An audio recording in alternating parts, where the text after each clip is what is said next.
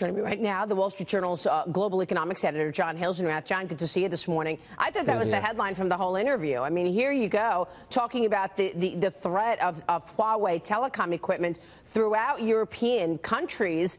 And here's the Secretary of State saying, look, if they use this telecom, we might have to hold back on information.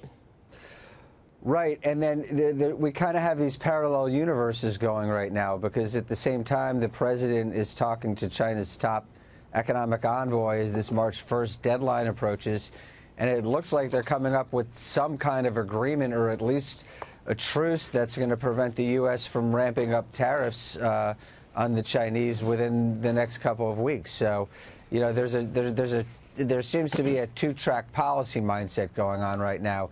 Do a deal, but keep cracking down on Huawei. Yeah, that's exactly right. So, John, what do you think about a deal?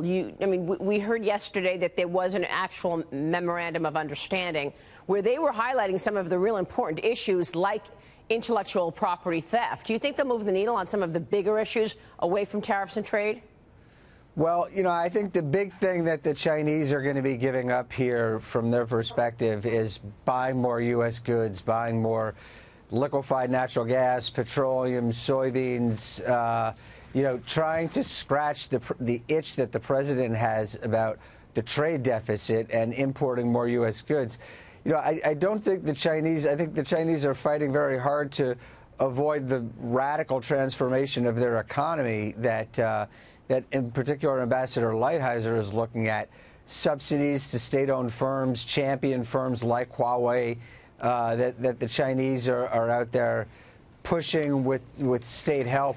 You know, I don't think there's a lot of progress happening on that front. There might be, you know, some efforts to open some markets like financial services more to U.S. firms, maybe some tweaks to JV agreements so that American companies have more control of their joint ventures. But I don't see the fundamental transformation of the Chinese economy that the U.S. set out to create. Wow. Well, that's going to be an issue. I mean, if they're just talking about the Chinese buying more soybean and liquefied natural gas and maybe opening up their markets to financial services company, he doesn't address the bigger issues like IP theft, forced transfer of technology, even espionage. How about this article in the Journal this morning titled U.S. Campaign Against Huawei Runs Aground in an Exploding Tech Market.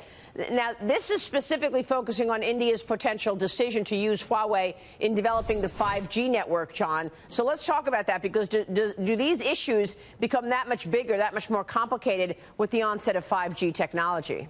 Well, you know, what I think it's a signal of is, while, you know, there might be an agreement between the U.S. and China to prevent the U.S. from ramping up our tariffs, that these issues between the two countries are not going away. There's going to be continual sources of tensions, particularly with high-tech state-owned champions like Huawei.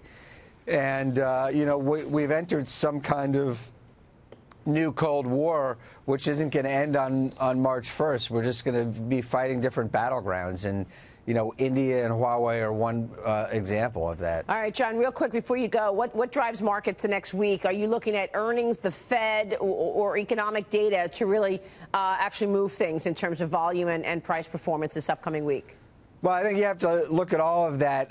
One area that I'm going to be looking at pretty closely is Jerome Powell, the Fed chairman, is going to be testifying on Capitol Hill for 2 days next week. So, you know, we'll get a chance. At the same time, the government is going to be putting out GDP numbers. So we're going to be getting a chance to see how much the economy is slowing and how restrained the Fed is going to be about that. All right, we'll watch Jay Powell and that GDP report. John, it was great to see you. Thanks so much. Thank you. John Hilsenrath, Wall Street Journal this morning.